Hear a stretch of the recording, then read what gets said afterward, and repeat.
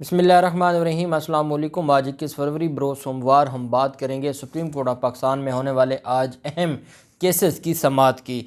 एक तो मुस्लिम लीग नून के सीनियर रहनुमा की दरख्वास्त अदालत ने ख़ारिज की है, डिस्पोज़ ऑफ की है। उसकी तफसीलात मैं आपके साथ शेयर करूँगा, क्यों दाखिल दफ्तर की गई दरख्वास्त उनकी। साथ हम बात करेंगे जो 18वीं तरमीम का मामला है, जो वफाक के साथ जंग शुरू की है सूबा सिंध ने, और जिस तरीके से सिंध हुकूमत काम कर रही है। चीफ जस्टिस उमर अता बंदयाल साहब की अदालत में बड़ी अहम समाअत हुई है और बड़ा अहम कानूनी जो नुक्ता है वो डिसाइड होने जा रहा है। और वफाक के हवाले से जो सिंध हुकूमत का रवैया है, अब वो मामला और ये लड़ाई सुप्रीम कोर्ट तक जा पहुंची और अब इसका जो हल है या इसके ऊपर जो फैसला है वो सुप्रीम कोर्ट करेगी। बड़ी अहम तफसीलात है जो मैं आपके साथ शेयर करूंगा। पहले मैं आपको बताता चलूं कि नूर मुकदम कत्ल केस अपने इख्तितामी मरहले में पहुंच गया है और आज मुल्ज़मान के वकला ने फ़ाइनल आर्गूमेंट्स किए हैं केस के अंदर। और वो जो दरख्वास्तें देते रहे, वो केस को लिंगर ऑन करते रहे, लेकिन बिलाखिर आज फ़ाइनल आर्गूमेंट्स अदालत में पेश किए गए और उसकी जो तफसीलात हैं मुख्तसर वो मैं आपके साथ शेयर करूँगा।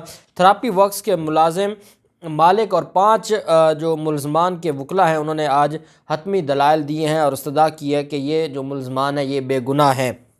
नूर मुकदम कत्ल केस की समाअत हुई, एडिशनल सेशन जज साहब अता रब्बानी साहब की अदालत में समाअत हुई और उसमें जो जज ने वकील से मुकालमे में कहा कि आप किन किन मुल्ज़मान के वकील हैं, जिस पर वकील ने बताया कि दलीप कुमार, वामिक रियाज, समर अब्बास, अब्दुल हक और अमजद महमूद का वो वकील है। जज ने कहा कि ये लोग जाए वकूआ पर किस वक्त पहुँचे थे, तो अदालत को बताया गया कि ये लोग जाए वकूआ पर मौके पर ही पहुँचे थे। ये लोग पाकिस्तानी वक्त के करीब रात 8 बजे के करीब जाए वकूआ पर पहुँचे थे। वकील का कहना था कि आर्टिकल 38 कहता है कि पुलिस के सामने बयान की कोई अहमियत नहीं है। आर्टिकल 38 जो है कानून शहादत का, उसकी बात हो रही है कि जो एक्स्ट्रा जुडिशल कन्फेशन है या ऐसा कोई कन्फेशन जो पुलिस की मौजूदगी में हो या पुलिस स्टेशन में कोई स्टेटमेंट दी जाए, उसकी कोई पुलिस की मौजूदगी में जो कन्फेशन है उसकी कोई अहमियत नहीं होती। उन्होंने कहा कि डीवीआर को देखें कि मुल्ज़िम बासानी निकल सकता था, लेकिन वो वहीं मौजूद रहा। घर में 3 लोग मौजूद थे, अगर शवाहिद मिटाए होते तो मिटा सकते थे। शहजाद कुरैशी जो वकील थे इन मुल्ज़मान के, उन्होंने कहा कि क्राइम सीन का इंचार्ज कहता है जाए वकूआ से पिस्तौल, चाकू और दीगर सामान बरामद हुआ। इल्ज़ाम है कि हमने शवाहिद मिटाए हैं। कौन से शवाहिद हमने मिटाए हैं? वकील शहजाद कुरैशी का कहना था कि डीवीआर के अंदर पूरा वाक़या मौजूद है। मरकज़ी मुल्ज़िम को गिरफ़्तार किया लेकिन वीडियो गायब कर दी गई। जाए वकूआ पर किसी ने शवाहिद मिटाने की कोई कोशिश नहीं की।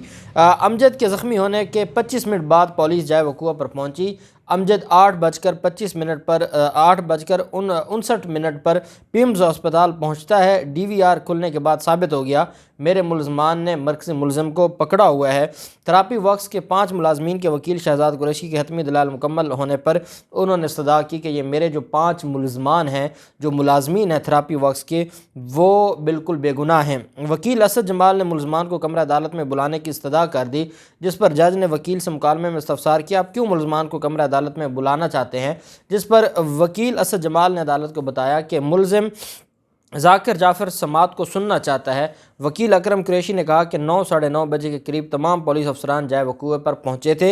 हक़ाइक़ बताते हैं कि पुलिस अफसरान सच्चाई के साथ सामने नहीं आए।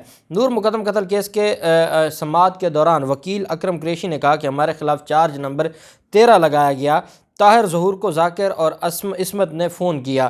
ताहिर ज़हूर के मुतल्लिक़ कहा गया कि इनको हदायत दी जाती रहीं। अब प्रोसिक्यूशन ने साबित करना है कि कौन सी हदायत दी जाती रहीं। सीडीआर के अलावा रिकॉर्ड पर कोई भी शवाहिद मौजूद नहीं है। वकील अकरम कुरैशी वकील हैं थेरापी वर्क्स के मालिक के। उनका ये भी कहना था कि पुलिस अफसरान की तमाम तफ्तीश मुकदमा दर्ज होने से पहले हो चुकी थी। मुझे समझ नहीं आती पुलिस ने कैसी तफ्तीश की है।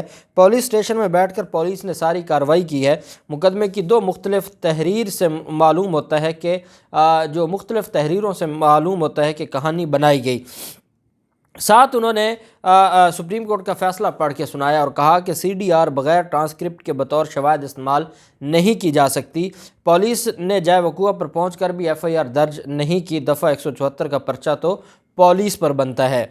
دوران سماعت ملزمہ عصمت آدم جی کے وکیل اسد جمال نے حتمی دلائل میں کہا کہ اس بات کو چھپایا گیا کہ پولیس کو واقعے کی اطلاعات کہاں سے ملی۔ حقائق سے معلوم ہوتا ہے پروسیکیوشن نے ہر معاملے میں پہلو تہی سے کام لیا۔ عینی شاہدین تھے، انہیں بطور عینی شاہد ہی عدالت میں پیش کیا جاتا۔ وکیل اسد جمال کا یہ کہنا تھا کہ پولیس ایک سرے سے دوسرے سرے تک نہیں پہنچ پائی۔ قتل کے وقت کے حوالے سے بھی پروسیکیوشن نے کنجوسی سے کام لیا۔ پروسیکیوشن نے کہا کہ قتل رات کو ہوا لیکن کوئی ٹائم لائن پیش نہیں کی گئی۔ ٹائم لائن قائم کیے بغیر کیسے جو اسپیسیفک ٹائم نہیں بتایا جائے گا تو کیسے یہ وقوعہ ثابت ہوگا۔ وکیل نے اپنے دلائل میں کہا کہ ہم پر الزام ہے کہ ہم نے قتل کی اطلاع پولیس کو نہیں دی، ہم پر ثبوتوں کو جائے وقوعہ سے ہٹانے کا الزام لگایا گیا۔ کرائم سین انچارج کہہ سکتا تھا ثبوت مٹانے کی کوشش کی گئی تھی لیکن ایسا نہیں کہا گیا۔ عصمت آدم جی کے وکیل کا یہ بھی کہنا تھا کہ مقتولہ نور مقدم کے موبائل یا واٹس ایپ کا ڈیٹا بھی نہیں لیا گیا، جبکہ ذاکر جعفر سے طاہر ظہور کو موصول میسج میں بھی ثبوتوں کو مٹانے والی بات نہیں۔ واقعے میں ملوث ہوتے تو پہلی فلائٹ سے ہم کراچی سے اسلام آباد کیوں آتے؟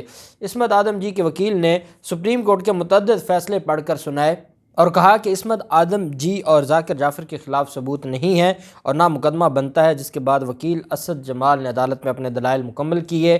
اب جو مرکزی ملزم ہے ظاہر جعفر وہ کل اپنے دلائل مکمل کرے گا، اس کے بعد کل امید ہے کہ عدالت اپنا فیصلہ محفوظ کر لے گی اور اس کے بعد یہ جو فیصلہ ہے اس کو عدالت سنائے گی۔ یہ ایک بڑا کیس ہے اور اس کیس میں دیکھتے ہیں کہ کیا فیصلہ آتا ہے۔ پھر معاملہ آ جاتا ہے وفاق اور سندھ حکومت کا، اور وفاق اور سندھ حکومت کے درمیان اعلیٰ افسروں کے تبادلے کا جو تنازع ہے وہ سپریم کورٹ جا پہنچا ہے۔ وفاق اور سندھ حکومت کے درمیان جو تنازع ہے اس میں اٹارنی جنرل صاحب وفاق کو ریپرزینٹ کر رہے تھے، جبکہ ایڈوکیٹ جنرل سندھ وہ سندھ حکومت کو ریپرزینٹ کر رہے تھے۔ ایڈوکیٹ جنرل سندھ کا عدالت میں یہ کہنا تھا کہ گریڈ 17 کے افسران کے 25% تعیناتی سندھ کا حق ہے، جبکہ اٹارنی جنرل کا کہنا تھا کہ روٹیشن پالیسی کے تحت 5 سال پورے کرنے والے افسران کو صوبے سے باہر ٹرانسفر کیا جا سکتا ہے۔ چیف جسٹس صاحب نے پوچھا اٹارنی جنرل صاحب سے کیا آپ تبادلوں پر مشاورت کی مخالفت کر رہے ہیں؟ جواب میں اٹارنی جنرل بولے کہ وہ ہدایت لے کر بتائیں گے، اگر مشاورت قانون میں ہے تو مخالفت ہم کیسے کر سکتے ہیں؟ جسٹس منصور علی شاہ صاحب نے کہا کہ ایشو یہ ہے کہ جس افسر کو صوبے سے باہر تعینات کیا جائے مشاورت سے کریں۔ جسٹس عمر عطا بندیال صاحب نے کہا کہ سوال یہ ہے صوبے اور وفاق میں افسران کے معاملے پر کس قسم کی مشاورت درکار ہے، اس کا طریقہ کار کیا ہوگا، مشاورت کیسے ہوگی، یہ ساری چیزیں بھی ان کو بھی ڈسکس کیا جانا چاہیے۔ پنجاب بڑا صوبہ ہے لیکن سندھ میں زیادہ افسران کی ضرورت کی وجہ کیا ہے، یہ بڑا سوال اٹھایا چیف جسٹس عمر عطا بندیال صاحب نے۔ انہوں نے کہا کہ پنجاب بڑا صوبہ ہے لیکن سندھ میں زیادہ افسران کی ضرورت کیوں ہے سندھ حکومت کو؟ اٹارنی جنرل صاحب نے بتایا کہ سندھ کا تو پبلک سروس کمیشن ہی نہیں ہے، مسائل کے باعث سندھ ہائی کورٹ نے اسے کالعدم قرار دیا ہوا ہے اور سندھ کا جو سروس کمیشن ہے وہ بند پڑا ہے۔ تو اتنے زیادہ مسائل ہیں سندھ میں اور وہ نہیں چاہتے کہ جو افسران انہوں نے وہاں بٹھائے ہوئے ہیں یا جو ان کے اعتماد کے افسران ہیں ان کا وہ ٹرانسفر نہیں ہونے دیتے۔ عدالت نے کہا کہ یہ ایک معاملہ ہے، ہم نے 18ویں ترمیم کو بھی دیکھنا ہے، ہم نے یہ بھی دیکھنا ہے کہ وفاق کا اس معاملے میں کیا حق ہے اور صوبے کا کیا حق ہے۔ مشاورت ہوگی تو کس طرح کی ہوگی، کیونکہ مشاورت تو یہی ہے کہ آپ ان کو بلاتے ہیں، آپ ان سے مشورہ کرتے ہیں اور اس کے بعد اگر وہ نہیں مانتے، صوبہ نہیں مانتا تو وفاق کے پاس کوئی اختیار تو ہوگا نا کہ وہ اگر وہ نہیں مانتے تو وہ اس کو ٹرانسفر کر سکتے ہیں۔ مشاورت کرنا ضروری ہے، مشاورت کے اوپر ہر حال میں عمل درآمد کرنا ضروری نہیں ہے۔ عدالت نے کہا کہ بڑے اہم قانونی سوالات ہیں جن کو دیکھنا ضروری ہے تاکہ وفاق اور صوبے کے درمیان جو تنازع ہے وہ حل ہو سکے۔ آپ کو پتہ ہے کہ یہ گریڈ 21 کے افسران تھے جن کے تبادلے کا وفاق نے کہا تھا، اور اس میں وہ افسران تھے جو 18 20 سال سے سندھ میں بیٹھے تھے، صرف اس وجہ سے کہ وہاں زرداری مافیا کے وہ خاص چہیتے بچے تھے اور وہ اپنی مرضی کرتے ہیں، اس وجہ سے وہ وہاں سے ٹرانسفر نہیں ہونا چاہتے۔ وفاق ان کو ٹرانسفر کرنا چاہتا ہے اور جو سندھ کے وزیر اعلیٰ ہیں وہ ان کو خط لکھتے ہیں کہ آپ نے اپنے عہدوں سے نہیں جانا، آپ اپنے جو آپ کی ذمہ داری ہیں آپ نے وہ نہیں چھوڑنی، اور یہ ایک تنازع تھا جو اب سپریم کورٹ جا پہنچا ہے اور اس پر کل اہم سماعت ہونے والی ہے، کیونکہ کل ہو سکتا ہے کہ سپریم کورٹ آف پاکستان اس میں اہم ایک فیصلہ جاری کرے۔ پھر معاملہ آ جاتا ہے اور یہ سینئر سیاستدان بھی ہیں، پاکستان مسلم لیگ نون کے سینئر رہنما بھی ہیں، ان کا جو معاملہ تھا دانیال عزیز کا۔ دانیال عزیز نے ایک درخواست دائر کی تھی اور وہ درخواست دائر کی گئی تھی اپنے مخالف امیدوار کے خلاف کہ 2008 میں بھی اس نے فراڈ کر کے اور دھوکہ دہی سے الیکشن لڑا اور الیکشن میں اس نے جو کاغذات جمع کروائے، اور 2018 میں بھی ان کے خلاف ایلیگیشن لگایا کہ وہ بالکل غیر قانونی تھا، اور میں نے اس کی نااہلی کے لیے درخواست دائر کی تھی اور میں چاہتا ہوں کہ اس کو نااہل قرار دیا جائے۔ سپریم کورٹ میں نون لیگی رہنما دانیال عزیز کے مخالف امیدوار کے خلاف درخواست پر سماعت ہوئی۔ چیف جسٹس عمر عطا بندیال صاحب کی سربراہی میں جو 3 رکنی بینچ ہے اس نے سماعت کی۔ سپریم کورٹ میں جو وکیل تھے دانیال عزیز کے، انہوں نے کہا کہ مخالف امیدوار 2013 اور 2018 میں الیکشن ہار گئے۔ جسٹس عمر عطا بندیال صاحب نے کہا کہ اگر وہ الیکشن ہار گئے ہیں تو پھر آپ کہ ان کو دھوکہ باز کیوں ثابت کرنا چاہتے ہیں؟ ان کے خلاف ایلیگیشن یہ لگایا تھا دانیال عزیز نے کہ وہ دھوکے باز انسان ہے اور اس کو نااہل قرار دیا جائے، تو انہوں نے کہا اس کے اوپر مقدمہ بھی درج ہوا ہے، اس وجہ سے ان کو نااہل قرار دیا جائے۔ تو چیف جسٹس عمر عطا بندیال صاحب نے ریمارکس دیے کہ آپ کہ ہارے ہوئے کو دھوکہ باز کیوں ثابت کرنا چاہتے ہیں؟ اس سے آپ کا کیا فائدہ ہوگا؟ آخری 2 انتخابات میں جسے عوام نے مسترد کیا اس سے اور کیا سزا ہونی چاہیے؟ چیف جسٹس منصور علی شاہ صاحب نے ریمارکس دیے اور کہا کہ 13 سال گزر چکے ہیں اس کو 2013 جو الیکشن لڑے، 13 سال گزر چکے ہیں، 5 سال کی سزا بھی ہوتی تو اب تک پوری ہو چکی ہوتی۔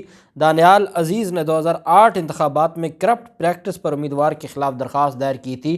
عدالت نے کہا کہ آپ نے کہتے آپ یہ ہیں کہ 2008 کا 2013 کا جو الیکشن ہے، 2018 کا جو الیکشن ہے وہ اس نے لڑا ہے، لیکن 2008 کے الیکشن پہ آپ نے اس کے خلاف درخواست دی تھی کہ وہ کرپٹ پریکٹس پر جو الیکشن لڑا ہے۔ تو عدالت نے کہا آپ اس معاملے میں آپ کیا چاہتے ہیں؟ اگر اس کو سزا ہو بھی جاتی تو 5 سال کے لیے نااہل ہوتا، تو 5 سال تو گزر چکے ہیں، تو اب آپ کیوں اس کے خلاف درخواست دینا چاہتے ہیں؟ اس پہ انہوں نے کہا کہ کیونکہ وہ دھوکے باز انسان ہے، اس وجہ سے وہ دوبارہ الیکشن لڑے گا اگر اس کو نااہل نہ کیا گیا۔ تو عدالت نے کہا وہ جب دوبارہ الیکشن لڑے گا تو وہ دوبارہ کا معاملہ ہے، آپ جس وقوعے پر آئے ہیں وہ وقوعہ 13 سال گزر چکے ہیں اور اس وقوعے کی بابت اب کوئی فیصلہ نہیں دیا جا سکتا، اور عدالت نے وہ جو درخواست ہے اس کو داخل دفتر کر دیا۔